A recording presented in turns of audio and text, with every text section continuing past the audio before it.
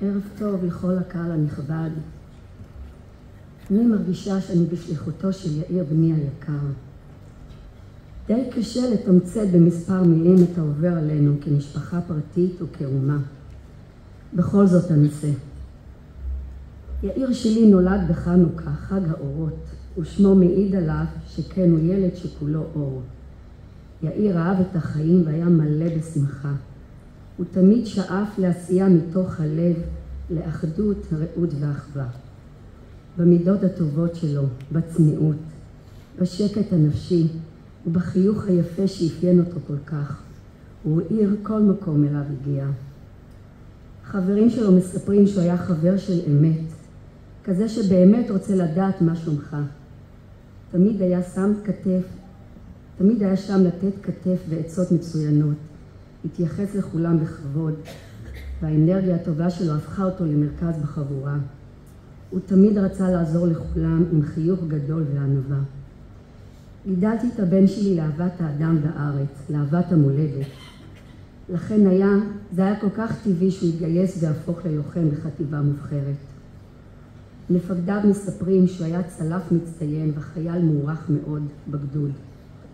הוא השתתף בפעילויות מבצעיות משמעותיות רבות במהלך שירותו הצבאי, והציל חיים רבים בזכות המקצועיות שלו, בזכות שהוא היה חדור מטרה, מנהיג ומוביל. ובעיקר כזה שהיה אפשר לסמוך עליו. תכונותיו, כישוריו והמקצועיות הרבה שלו בלטו כבר מההתחלה. הוא נבחר להיות צלף במחלקת הצלפים של המסייעת.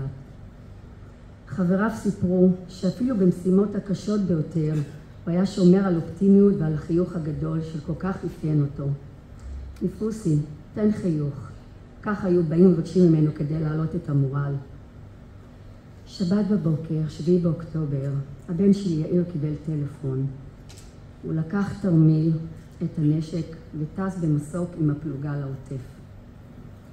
בשטחי הכינוס עוד הספקתי יחד עם בני המשפחה להיפרד מיאיר לפני הכניסה לקרב ברצועה. כששאלו את יאיר ממה הוא מפחד, הוא השיב שהפחד שלו הוא לפגוע באנשים חפים מפשע. כזה היה יאיר שלי, תמיד חשב על האחר. במהלך הכניסה הקרקעית לצפון רצועת עזה, יאיר וצוות הקרב שלו נקלעו לירי כבד לעברם. המפקדים שלו מספרים שללא כל היסוס, יאיר, ביחד עם הצמד שלו וחברו הטוב נועם, טיפסו מיד על גבעה שולטת, ובלי לחכות לפקודה ירו לעבר האויב, ולאחריו שרר שקט. אותו אויב חוסל או נס על נפשו, וכך ניצלו כולם מפגיעה. ב1 לנובמבר יאיר הבן שלי נפצע אנושות במהלך הקרב, ופונה לבית החולים. כעבור 24 שעות נפטר מפצעיו. 3 שבועות לפני יום הולדתו ה-21.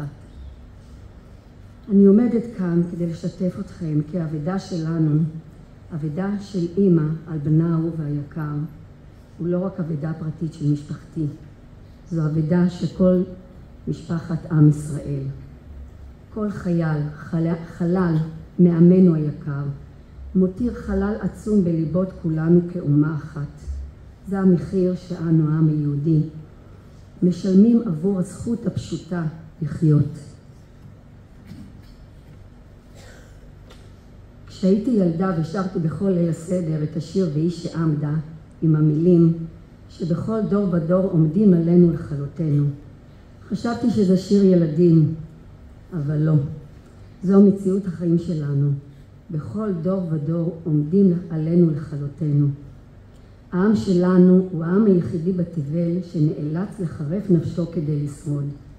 מרד בר כוכבא, חשמונאים, מורדי הגטאות, לוחמי המחתרות, לוחמי תש"ח, לוחמי מלחמות ישראל וחרבות ברזל.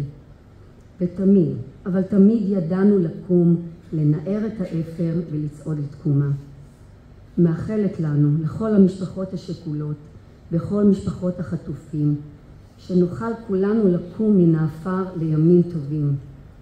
במותם הם ציוו לנו להיות עם אחד, מולדת אחת, מאוחדים, כאיש אחד בלב אחד, למען עתידנו ועתיד ילדינו.